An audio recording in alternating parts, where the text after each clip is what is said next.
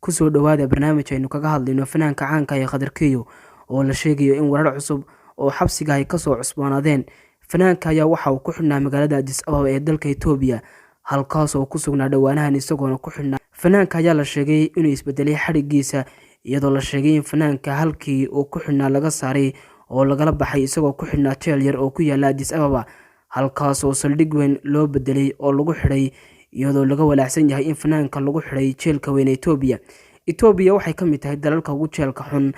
wadamada Afrika, waxaana la sheegay in fanaanka dambiga ugu weyn ee lagu haysto ama lagu xidhay uu yahay in baasaboor faalis ah uu doonayay inuu ku dhoofo ama lagu qabtay isagoo sita. Fanaanka ayaa in badan ku sugnaa magaalada Muqdisho, halkaas oo markii dambe kasoo duulay oo Hargeysa yimid, Hargeysana ka duulay isagoo tagay Addis Ababa. Fanaanka ayaa la sheegay in waraaqahan ama dokumentiyadan faalisada ah ay ku qabatay dalka Itoobiya, gaar ahaan ciidamada immigration-ka ee socdaalka, iyadoo la sheegay amba la isla ogyahay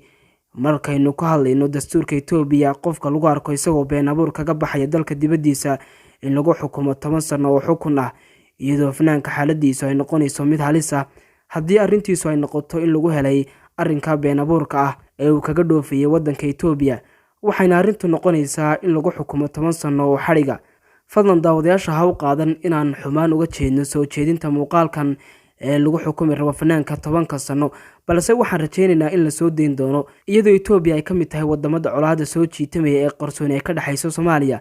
iyadoo hadda aad moodo in markii ra'iisul wasaare Abiy Ahmed uu qabtay xilka aad moodo in xiriirka siyaasaddu soo wanaagsanaanayo. Sidaan ka warhayno, fanaankan waa fanaan Soomaaliya kaasoo ilaa hadda aanay jirin cid u dhaqdhaqaaqda fanaanka. Xogta fanaanka soo gudbinaya waa Cabdilaanto oo ku nool dowlad deegaanka Soomaalida Itoobiya, isagoo la socodsiiya xogta saxda ah ee fanaanka.